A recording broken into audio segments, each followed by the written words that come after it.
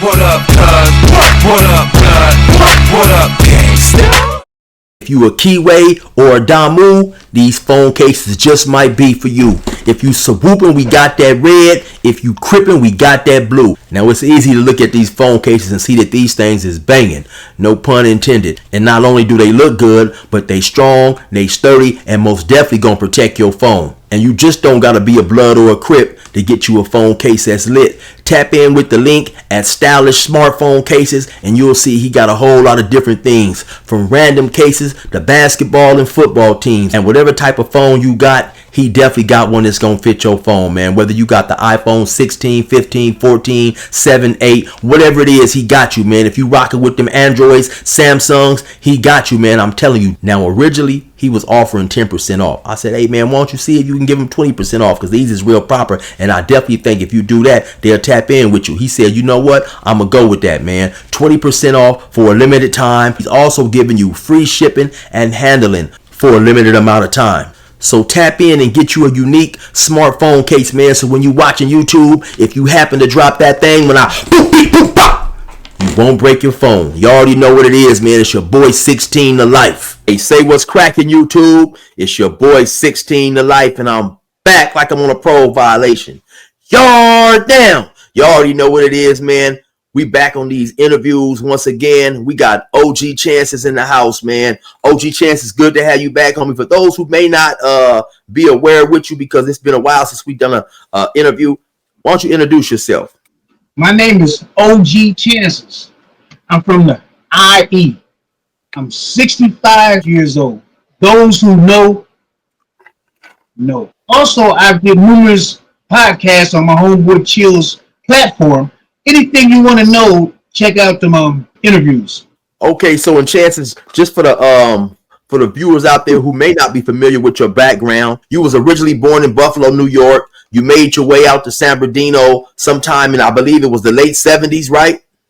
Around 75. Around 75. You started going to prison. When was your first stint in prison? In 79. Okay, so you first went to prison in 79. So, of course, individuals who was doing time around that time, they will say that that's when California prison was really California prison, with the racial segregations, all the stuff going on. It's greatly different now. And so in between 79 and the present day, how many times would you say you have been back and forth to the to the California penitentiary system? A numerous amount of times. Before the interviews, I done some stories that involve you. Me and Chances, we happen to function with the same car. That's the Inland Empire. And for those of you guys who don't know what the Inland Empire is, it's the San Bernardino County and the Riverside County. All cities within those counties geographically make up what's known as the Inland Empire. And so when we go to prison, those who choose to, who are from those cities, we all function as one collective unit. And so me and Chances happened to function in the same car. I had told a few stories about Chances, and then I believe some of his family had seen some of the videos. They reached out to him, and that's how we got reconnected. So Chances, let's get right into this, man. Me and you had talked a while. The last time we had talked, and you told me that you had some things that you wanted to speak on in relations to Doug. Then some time passed. You was caught up in life. I was caught up in life. And so we didn't get a chance to talk until now. And so since then, a few other things has transpired. So let me just play this video for you and get your opinion on this video right here. Let's go ahead and play it. Check it out. They said that 16 to Life just dropped a video on me. I'm going to go look. Come on, chill. You got my number, bro. 16 to Life, if you drop the video on me, you're a pussy, eh? 16 to Life. Gunner, you were on the phone with me and him. I was, bro. I was. That vato was a whole lot of hell yeah. Look, when I let him know what it really was, what do you have to say? Oh, man, I'll fuck with you, man. You real, bro. You real. Look, I'll tell you this. If you do sold out, he sold his soul. 15 years plus at CMC. That vato was never in a 16 to Life, was never in no real fucking prison. Listen, if you're gonna talk about me, I'm gonna go look. I'll tell you right now, as an norteño, as a norteño, if we stood 5 minutes in CMC, we better not come back. I'm gonna tell you that right. And that was the northern.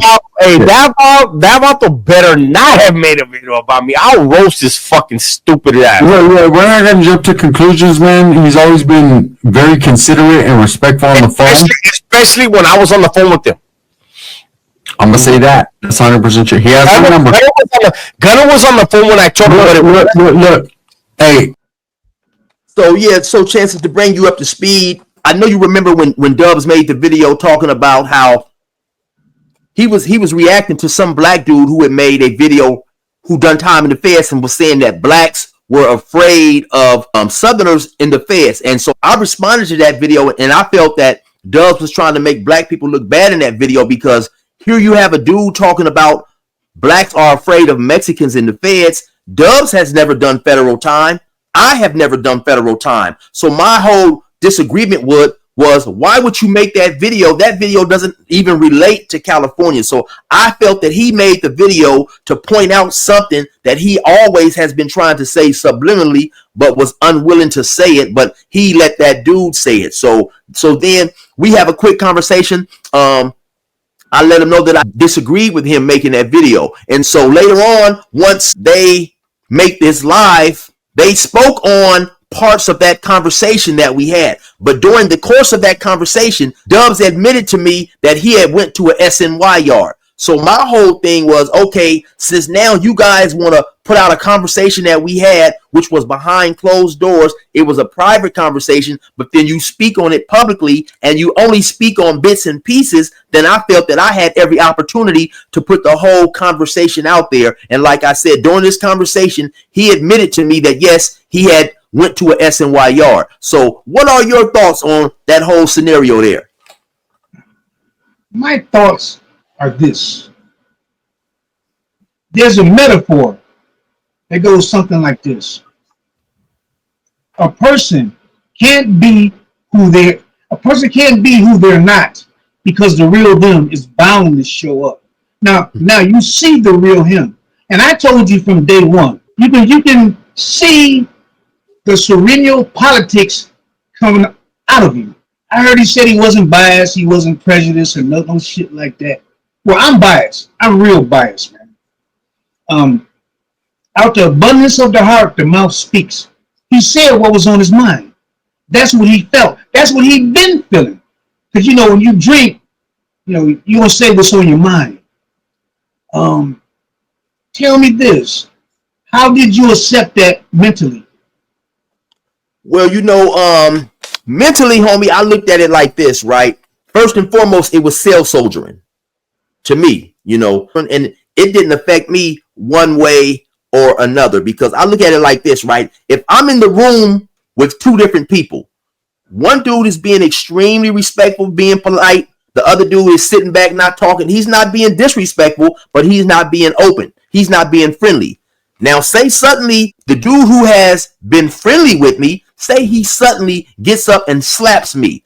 I'm going to fight him just as hard as I would have fought the other dude. So what I'm trying to say is it makes no difference, right? I know who is who. I know where I stand regardless of how an individual chooses to approach me. You know what I'm saying? I don't know if that makes any sense. You had a lot of dudes in the comments saying that, hey, Chill, you should reply with the same disrespectful words that he used to address you. Chill, not mean to cut you off, man. We don't do no, we don't do no cell soldiering, man. We ain't gonna do no cell soldier, because you ain't no cell soldier, man. You on the front lines. Dude was very disrespectful, man.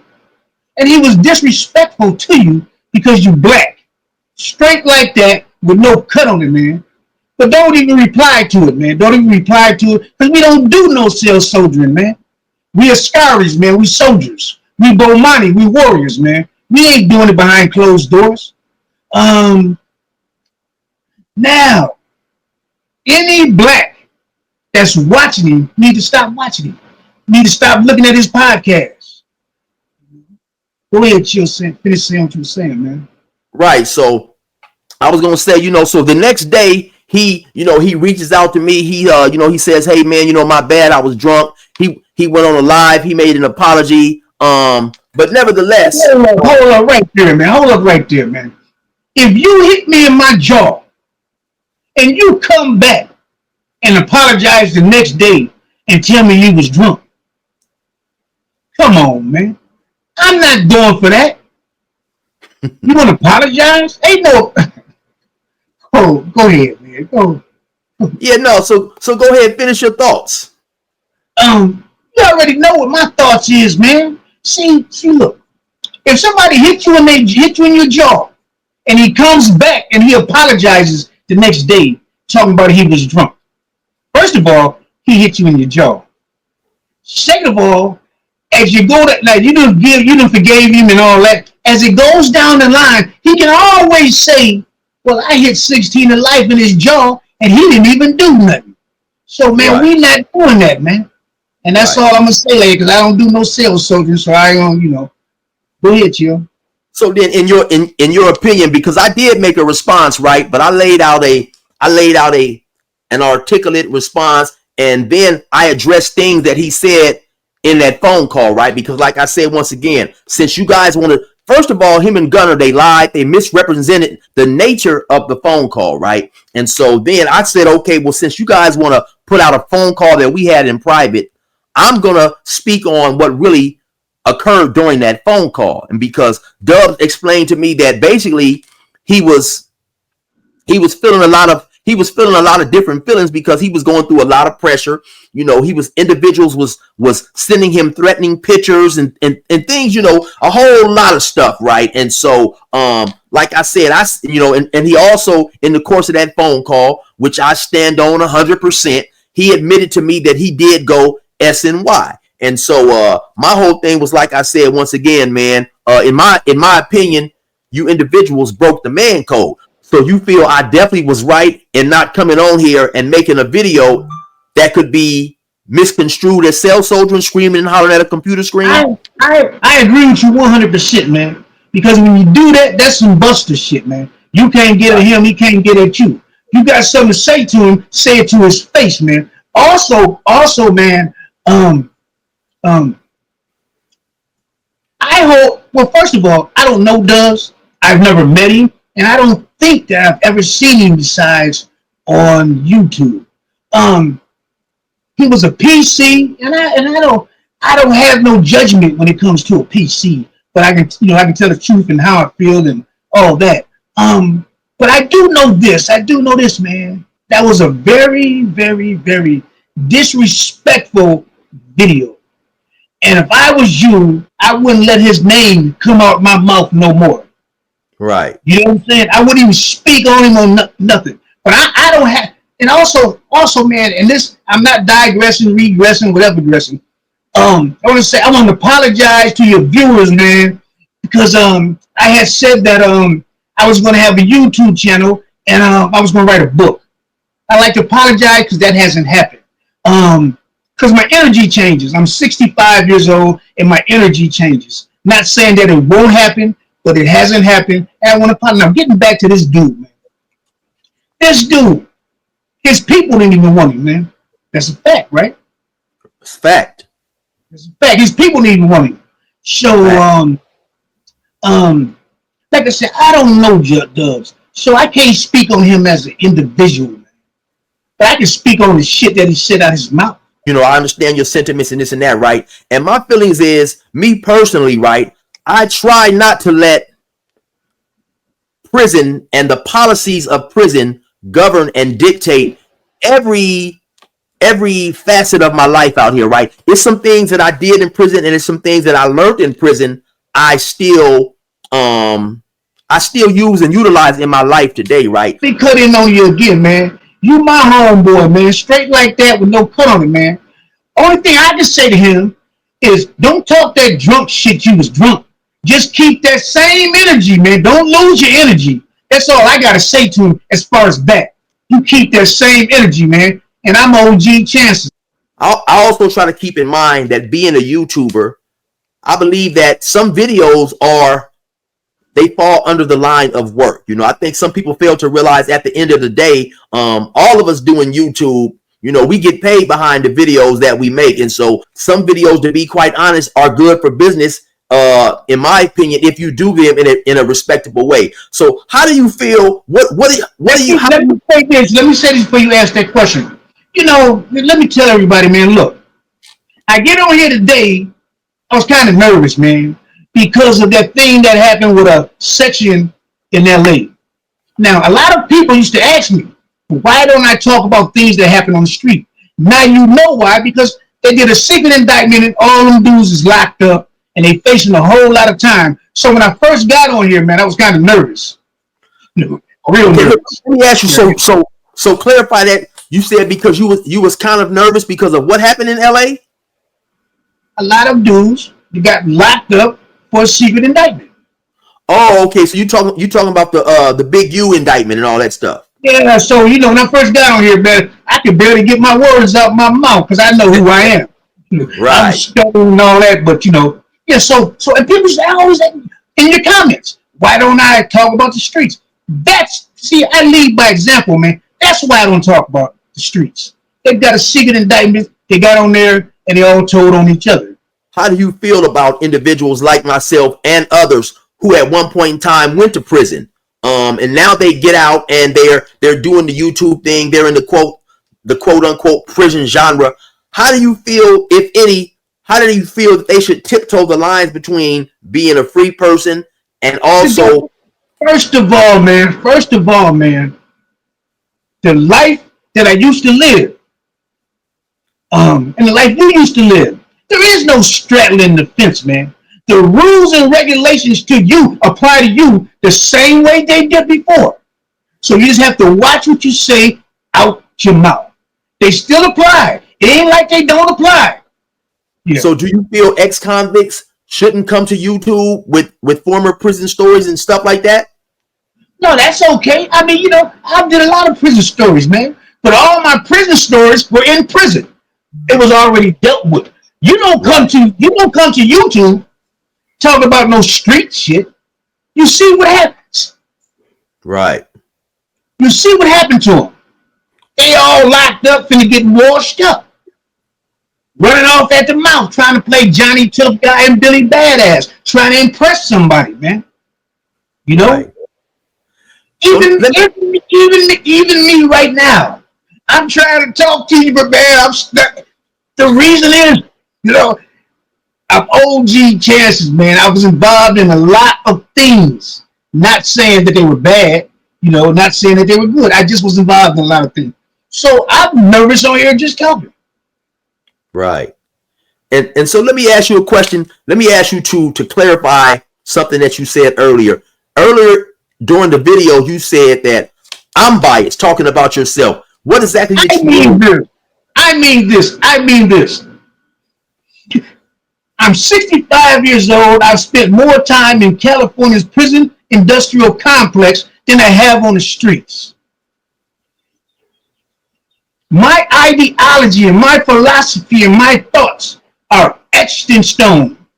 If I was to run across Dubs on the street, me and him might have a problem.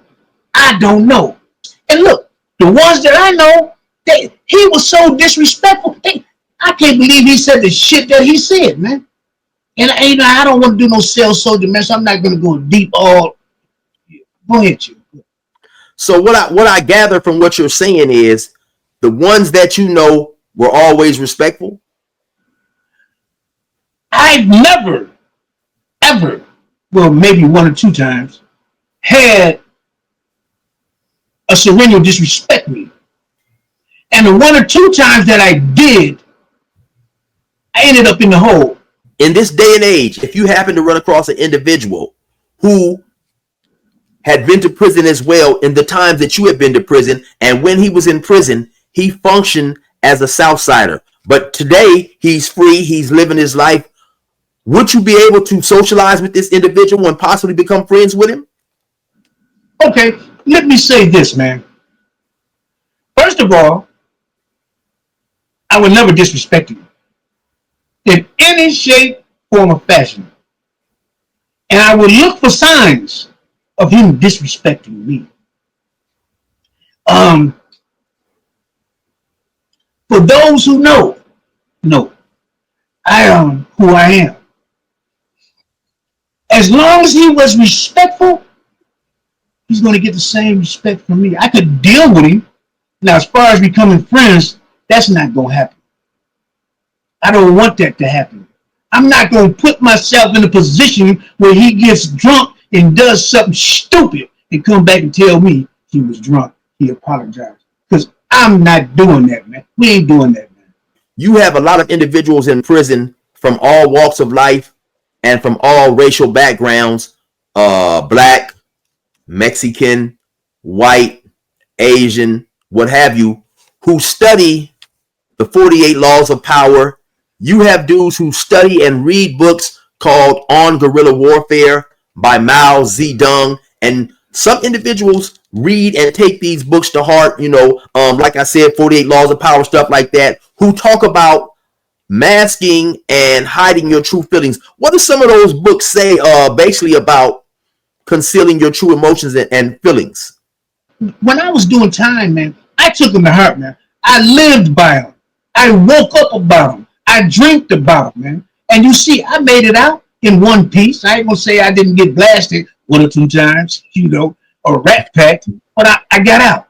So I know in doing time in prison, you had a lot of individuals who would study these books and take these books to heart. You yourself being one. You always used to say that the art of war was your Bible, and you lived and you died by the things that you read in the art of war, in terms of how to approach an enemy, in terms of not giving away feelings of anger or feelings of attack when it was time to attack. You always used to say that you wholeheartedly believed in making preemptive strikes. So do you believe that it's possible that a lot of individuals who live the same life as you bring some of that stuff home to the streets and they still use that in their daily life?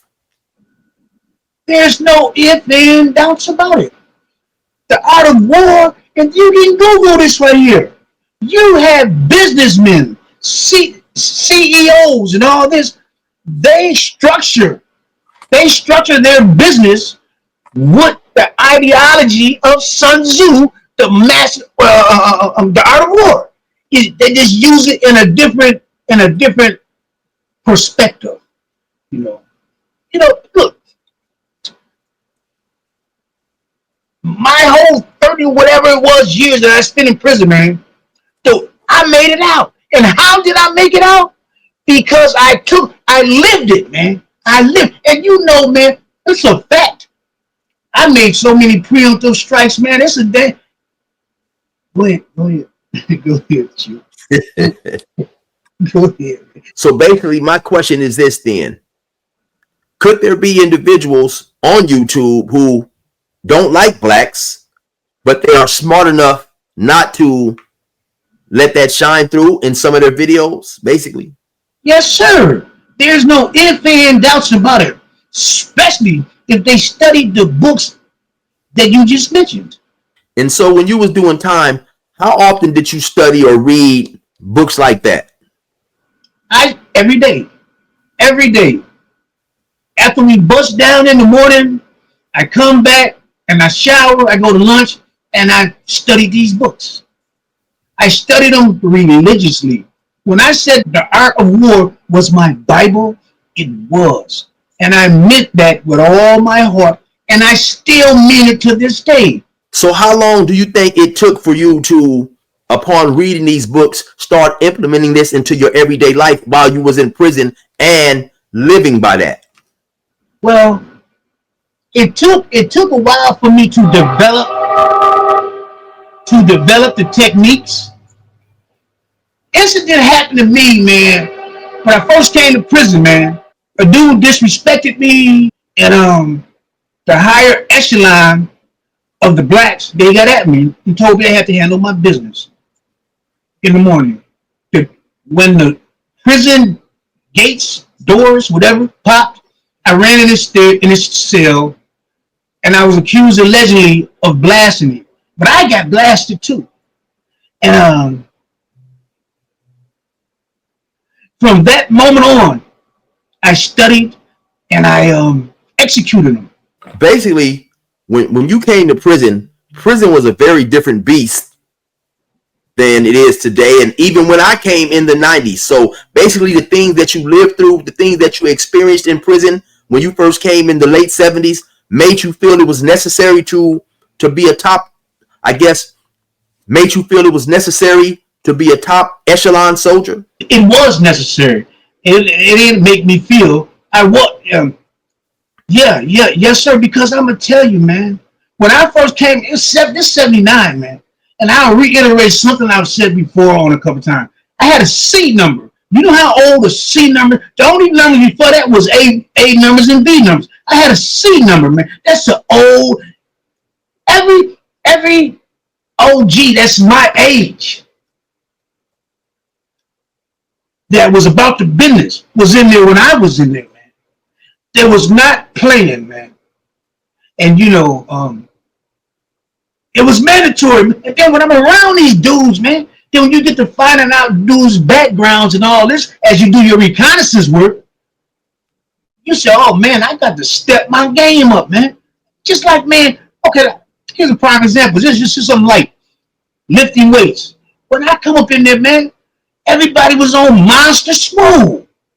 First thing pop in my mind, I'm gonna have to blast one of these because they was on Swole, man. 1979, man, I think it was. I entered into Solidad. I had a partner, man, a comrade that I used to kick it with. His name was Steve-O. He was from Rolling 60s, man. Steve-O, man.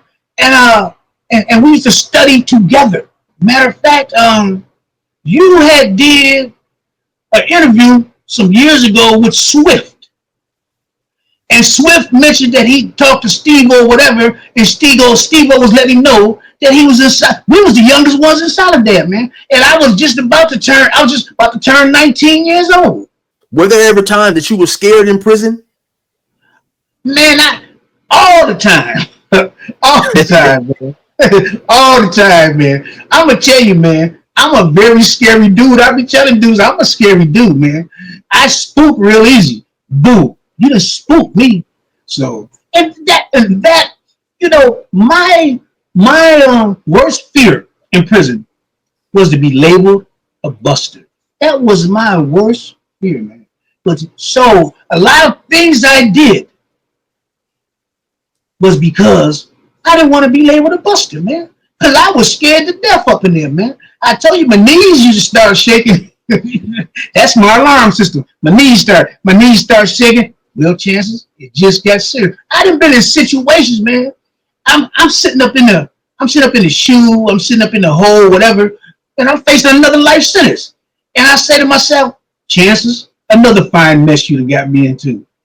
Well, you know what, chances? Look, this is something that I trip on, right? With the individuals out there in YouTube land who like to watch these prison channels, these prison stories. We all know the makeup by now of prison in the 70s, 80s, and even we can say into the 90s and the 2000s, right? And things were very racial at times. Even though I still to this day, I don't believe everybody who was involved in that stuff was racial. I believe you had a lot of it. I believe you had more than not. I don't believe they was racist either. Now, racism and being biased is two entirely different things. It's right. Two entirely different things. Being racist is not the same thing as being biased.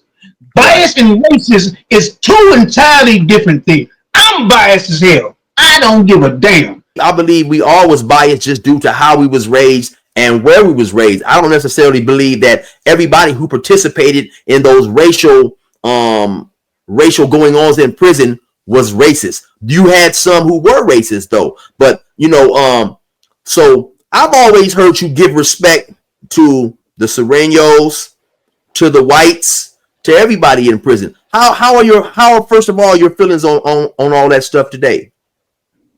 I feel like this, man. I feel like this, and I'm OG Chances. I got a lot of respect for the Serenos, the Norteños, and the Woodpile. The Woodpile, because you know they consist of Nazis, ABs, Nazi lowrider. But my respect is for this their structure and their discipline. There's a lot of them individuals I don't like as an individual, but their structure, their umbrella that they fall up under. So that's the best way for me to say it. I have a lot of respect for the umbrella because they are very structured and disciplined, man. And if you go through their half stepping, slipping, or any of that, you're going to get your dick knocked in the dirt. There's no ifs and doubts about it, man. They pushing that line. So in order for, and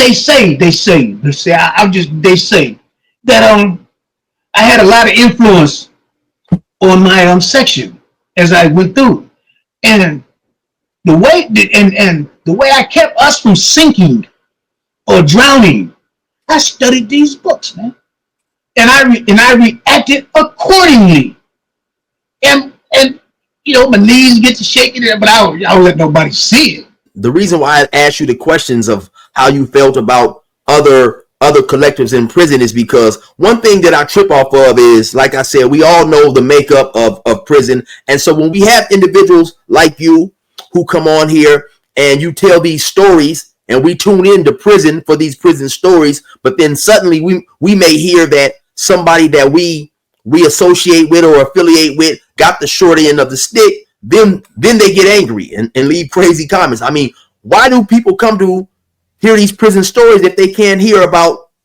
who they associate with at times? I'm still trying to figure it out, man.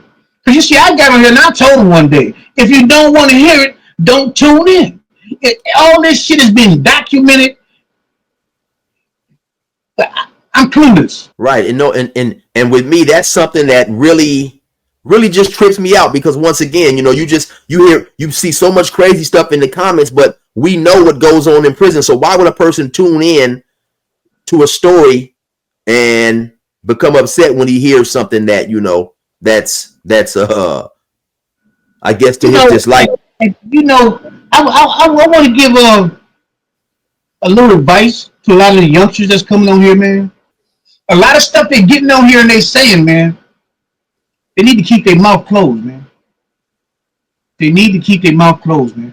Because first of all, they telling on themselves. And if you live in that life, don't think for 1 minute you're not going to get locked up. Because 9 times out of 10, you're going to do some time, man. And people got it looking now like when you look at big poetic Flacco or whatever, and they're making it look like snitching and telling is in. Don't fall for it. Because if you ever hit the penitentiary, man, that's going to be addressed.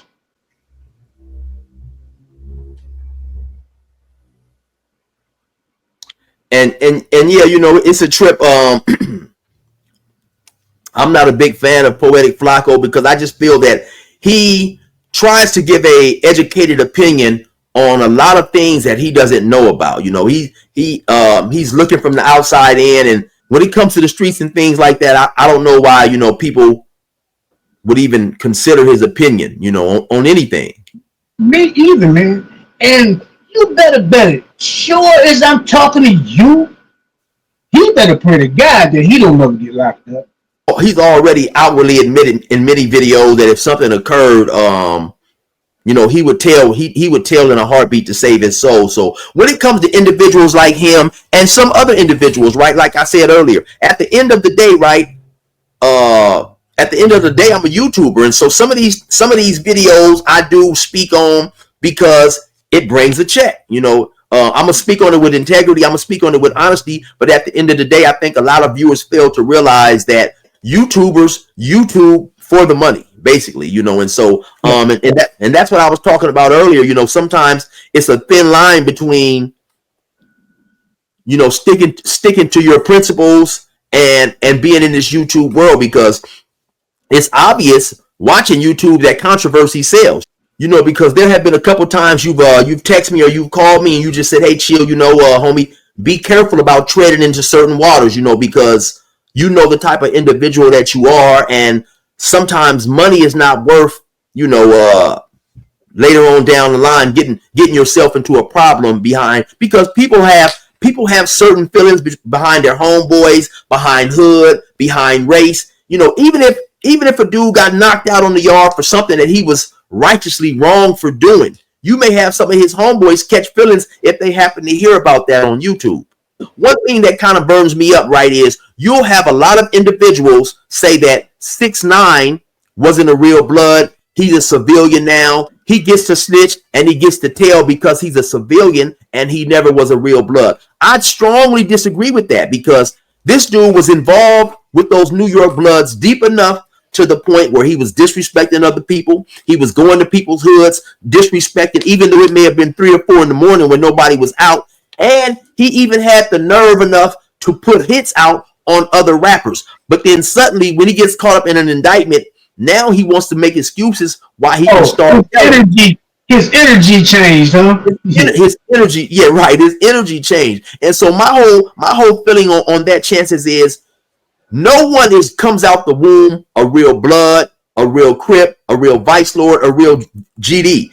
If you had got caught up the first time you got caught up and you went to telling, then you wouldn't have been real. If another Crip gets caught up and he goes to telling, he wouldn't have been real. So my point is, it's the tough situations that determine whether a person is a Crip or a blood. You know, man, I hear what you're saying. You know, I hear what you're saying, man. And but this is the only thing, man. There's rules and regulations to this shit, man. When somebody becomes a Crip or a blood, they read the fine print. When they signed their name on the dotted line, they knew what it was hitting for. Ain't no excuse, man. It just ain't no excuse. Right, and see, right. Oh, this is something that I want to say, man. A lot of stuff is happening, especially what happened to that section in LA that got indicted. Right? The section in LA that got indicted, and I see this, and I'm seeing this a lot. Dudes is not getting DP'd, man. Dude is not getting DP'd, you know, like during my era. And when they don't get DP'd, next thing you know, they get to thinking that they bigger than the section. And ain't nobody bigger than the section, man. Ain't no one Ascari, no one Bomani, one soldier or one warrior is bigger than the section. And when they become a part of that organization, they know what it's hitting for when they sign their name on a dotted line. So there's no excuse. I don't want to hear it. I don't want to hear it. Because I'm going to tell you something, man. No, anyway, yeah. So basically what I deduce from what you're saying is, the second that 6ix9ine started running with those bloods and hollering blood, he was a blood, right? Because straight like that. Straight like that. So let's just say when he got caught up, right? There's different levels of everything. There's different levels. Now you're gonna put him on the level that he on. These levels keep going up. There's different levels, but that's what he was. That's what he was. Whether he was paying or whatever, that's what he was. Bottom line on that, he don't get no excuse. He don't get no excuse. You see, when he gets locked up, he goes straight to PC, the SNY yard or wherever he at. Had he stayed down, had he not told, then he would have been considered a real blood, right? So people make excuses because, oh, you know, that dude wasn't a real blood. He lived somewhere else. It doesn't matter, man. Once you start running with a collective, that's just like when I hear that shit when they talking about, and I say SNY yards, and they talking about the dudes, and I said that it was so many a certain organization that was on them yards that they were talking because it's hard, ours is hard. I don't give a damn. You knew what you signed up for. And so that's basically what I was just trying to say, that had 6ix9ine went to jail, had he kept his mouth shut and not told on anybody, then you would have had everybody saying, oh, he was a real blood. So that's my whole point, man. Once you start running with a certain collective, see, chill. And when I say DPs, somebody put that fool on their set. Right. You know what I'm saying? And even though he went against the rules and regulations, talking about 6ix9ine, whatever, somebody put him on. And a dude like that need to be DP, man. Because we ain't doing that, man. You ain't put in no work or nothing in. No, because Yeah, go ahead. Go ahead. That's what's so different nowadays about this social media world. You know, I know back in the days, man, when individuals would join gangs back in my era, the individuals who were already in gangs would have to see something in you before they would even allow you to come around. Nowadays, I think They did see something in it. They saw some money. right. That's Well, what they saw. But they would have to see something in you that would be street worthy. I'm talking about, you know, to even let an individual hang around and hang in the fold, you know. Nowadays, I believe these dudes are more concerned with quantity as opposed to quality. Say that one more time. Nowadays, I believe you have too many gang members who are concerned with numbers as opposed to the realness of an individual. They're more concerned with quantity as opposed to the quality of an individual. Like I said, you know, growing up, people would have to see that, hey, that dude is willing to fight. That dude, okay, he just got arrested, he didn't say nothing. They weren't just gonna let any old body join the hood or join the gang just so they'd have a lot of numbers. Because then And you know, I've said this right here. What I'm finna say. I've said this for years. Numbers is not the authoritative definitive on who's going to win, but it is a fact to be considered. So, and I agree with you. I concur to what you're saying 100%. So, chances, you know, I've had a lot of people in my comments asking me about you, wondering where you've been, wondering when we was going to get to our next interview. And so I can definitely say that it was a pleasure to once again have this interview with you. And hopefully we can start doing interviews either weekly or bi-weekly, maybe twice a month, you know, because I believe that a lot of individuals want to hear your opinion on things that's going on in these YouTube streets, as they call it. And I also believe that a lot of people need to hear your opinion on things that's going on in these YouTube streets. Everything you said that is a fact and it's true, and stay on me about that. I agree with you 100%. Okay, and so the last thing I want to say is, chances, you know, you looking like you didn't put on a little weight, man. What's going on with you? You back in the gym, or you say they wanted to know, man? The only thing I've been doing, man, is staying in the house and going to the gym, man. That's all I do, man, is stay in the house and I go to the gym. Oh, I'm blowing up, man. I'm swelling them up. I'm blowing up like a suicide bomber, man. I'm telling you, it's coming back. It's coming back real quick too, man. I want to say asante sana to my homeboy Chill, man, for having me on this platform, man. I really appreciate it. all right, so yeah, thank you once again, OG Chances. You already know what it is, man. It's your boy 16 to life. Resume normal program.